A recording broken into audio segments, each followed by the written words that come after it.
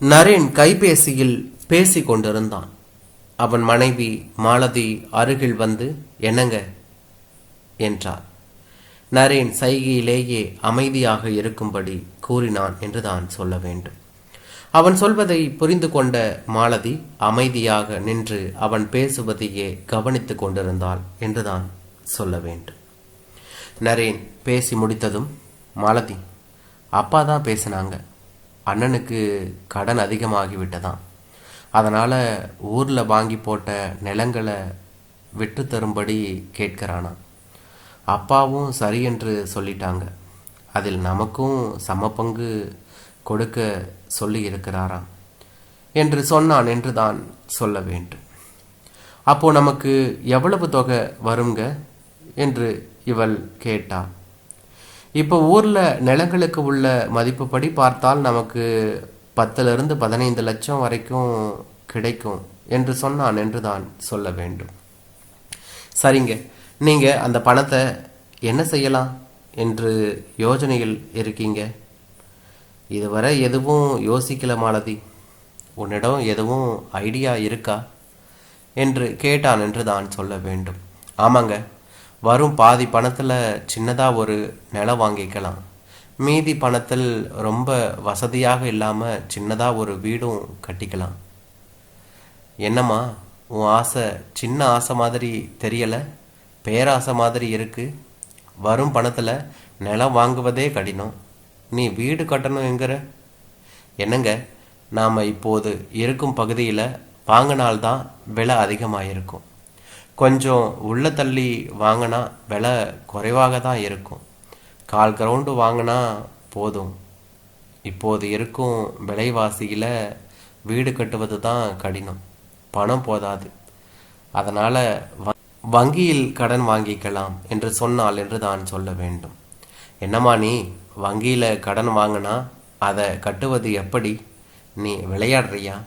இல்லைங்க, இப்போது நான் வாடகையே 7,000 கொடுக்குறோம்.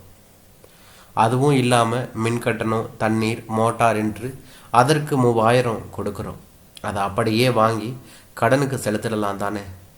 நாம் சொந்த வீட்டில் இருக்கிறோம் என்ற சந்தோஷம் இருக்குமில்ல என்று சொன்னால் என்று தான் சொல்ல வேண்டும். நீ சொல்வது சரிதான். முதலில் நமக்கு வர வேண்டிய தொகை வரட்டும். அதற்குள் நிலமும் வங்கியில் கடன் எவ்வளவு கிடைக்கும் என்பதை பற்றி விசாரிப்போம் என்று சொன்னான் என்றுதான் சொல்ல வேண்டும். இருவரும் பேசியது போலவே காரியத்திலும் இறங்கினார்கள். அவர்கள் எதிர்பார்த்த பட்ஜெட்டில் நிலமும் கிடைத்தது. ஊரில் விற்ற இடத்திற்கு சம பங்கு அண்ணன் தருவான் என்று எதிர்பார்த்த நரேன் அவன் கடன் அது இதுவென்று 8 லட்சம் மட்டுமே கொடுத்தான் என்றுதான் சொல்ல வேண்டும். மாலதி, அண்ணன் இப்படி செய்வான் என்று எதிர்பார்க்கவில்லை. நானும் அப்பாவும் எவ்வளவோ பேசி பார்த்தோம். பணம் கொடுக்க மறுக்கிறான். என்னை நன்றாக ஏமாற்றி விட்டான் என்று சொன்னான் என்று தான் சொல்ல வேண்டும். சரி விடுங்க, நமக்கு இதுதான் என்று இருந்தால் அதை யாராலும் மாற்ற முடியாது. அவர் ஏமாற்றினால் அதற்கு உரிய பலன் அவருக்கு கிடைக்கும்.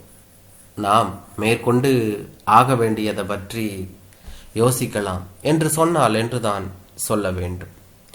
ஏற்கனவே பார்த்த நிலத்தை வாங்கி அதில் வீடும் கட்டிவிட்டனர்.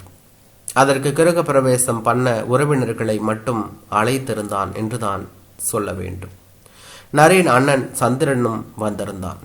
வீட்டை பார்த்ததும் அவனுக்கு உள்ளுக்குள் நமக்கு முன் இவன் கட்டிவிட்டானே பொறாமை அதிகமாகியது. அதை வார்த்தைகளாக வெளிப்படுத்த தொடங்கினான். என்னடா வீடு கட்டியிருக்க, குருவி கூடு மாதிரி. ஒரு 4 பேர் அதிகமாக வந்துவிட்டால் வெளியிலா படுக்க சொல்வ? உன்னுடைய தகுதிக்கு இப்போ எதுக்குடா இந்த வீடு? வங்கியில் கடன் வாங்கியிருக்க, அதை எப்படி செலுத்துவ? அந்த கடனை அடைக்க முடியாமல் நீ நல்லா கஷ்டப்பட போற என்றான் சந்திரன் என்றுதான் சொல்ல வேண்டும். பிள்ளைகள் வளர்ந்து விட்டதால் 2 சக்கர வாகனத்தில் எங்கும் செல்ல முடியவில்லை.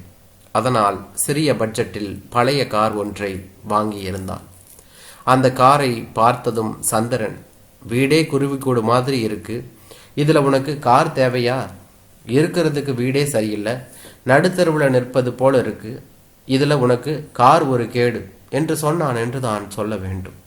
நரேன் தன் அப்பாவிடம், அப்பா, சந்திரன் என்ன நல்லாயிரு என்று சொல்லவில்லை என்றாலும் பரவாயில்லை, அவனுக்கு பிடிக்கவில்லை என்றால் அமைதியாக போயிருக்கலாம், இப்படியா பேசுவான் என்று சொன்னான் என்று தான் சொல்ல வேண்டும்.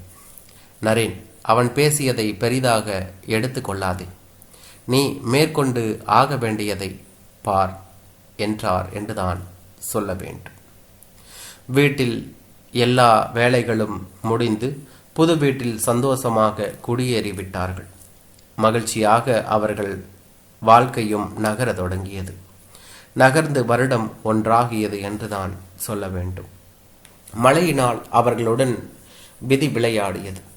அந்த வருடம் பெய்த மழையினால் வந்த வெள்ளத்தில் வீடு, கார் என்று நீரில் மூழ்கியது.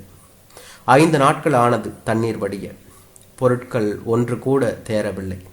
கார் ஏற்கனவே பழைய கார் என்பதால் சரி செய்ய முடியாது என்று சொல்ல, வீட்டை சரி செய்து வீட்டுக்கு தேவையான பொருட்கள் எல்லாம் வாங்க வேண்டுமென்றால் அதற்கு 1,00,000 மேல் தேவைப்படுகிறது. வங்கியில் கடன் என்பதால் சேமிப்பு என்று எதுவும் இல்லை. என்ன செய்வது என்று வீட்டை வந்த விலைக்கு விற்றுவிட்டு வங்கி கடனையும் அடைத்துவிட்டு மீண்டும் வாடகை வீட்டுக்கே வந்துவிட்டனர் என்றுதான் சொல்ல வேண்டும். நரேன் வெகு நேரமாக எதையோ யோசித்து கொண்டிருக்க, என்னங்க ரொம்ப நேரமாக எதை யோசிக்கிறீங்க என்றால் மாலதி என்று தான் சொல்ல வேண்டும். மாலதி, என் அண்ணன் பேசிய வார்த்தைகள் என்னை முள்ளாய் குத்துகிறது. நடுத்தருவில் நிற்பாய் என்று சொன்னான், அதுபோலவே நடந்துவிட்டது. இயற்கையினால் நடந்தது என்றாலும் அவன் சொன்ன வார்த்தையால் தான் எனக்கு இப்படி நடந்திருக்கு என்று சொன்னான் என்று தான் சொல்ல வேண்டும்.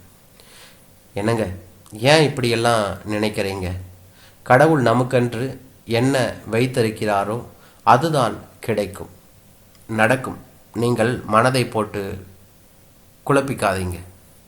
இல்லை மாலதி, அவன் பேசிய வார்த்தைகளால் தான் எனக்கு இப்படி ஆகிவிட்டது என்று புலம்பிக் கொண்டே இருந்தான் என்று தான் சொல்ல வேண்டும்.